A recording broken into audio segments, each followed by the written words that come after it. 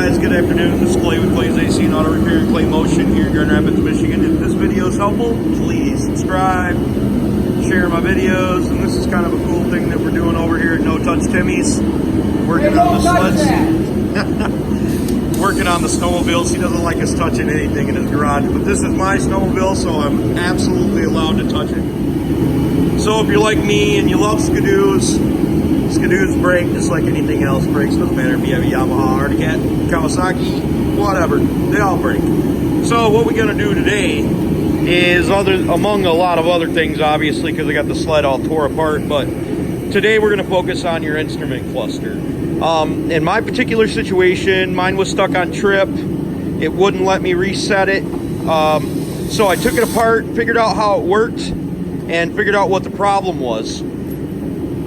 Okay, so your sled's probably assembled. You're probably wondering why it doesn't work. I'm going to show you how it works, and then I'm going to give you a little explanation of how you get down to it to fix it. The problem is that your S button on the back of it is supposed to have a magnet. It doesn't have a magnet. Mine is fallen off. And the magnet sticks to the end of this little deal right here. And every time it pushes up, pulls in and pulls out, it'll reset the trip. I'll show you real quick.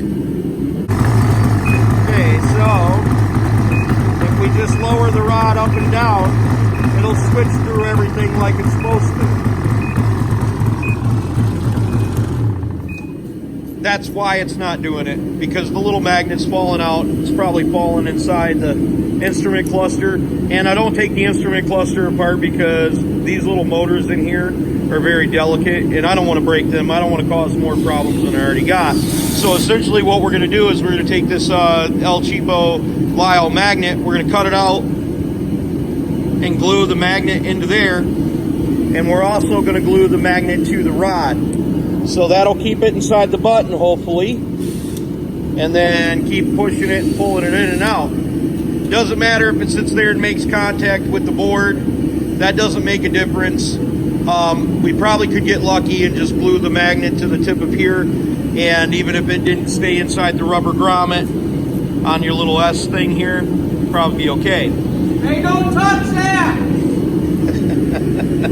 Anyways, so if you wanted to take your headlight off, you've got 5 bolts, if I remember right. 1, 2, there's a third one right there in the center, and then there's 2 on the outside edge. You'll be able to pull your whole headlight assembly apart.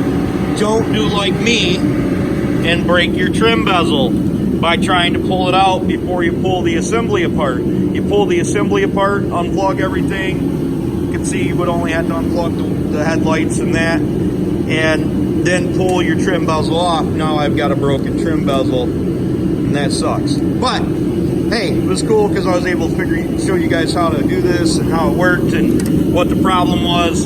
Hopefully you guys will subscribe. Check out, not everything I do is snowmobile related, but during the winter I spend a lot of time on my sled, and if I think it's something that's not self-explanatory, I will teach you how to do it. You can look at my other Skidoo things, that like why your starter won't work and stuff like that. But subscribe, click the notifications, tell me what you think about the video in the comments down below, as long as it's nice. If you got a question for me about your automobile, reach out to me on Clay's AC and Auto Repair, and I will certainly try to help you out. God bless. Have a great day.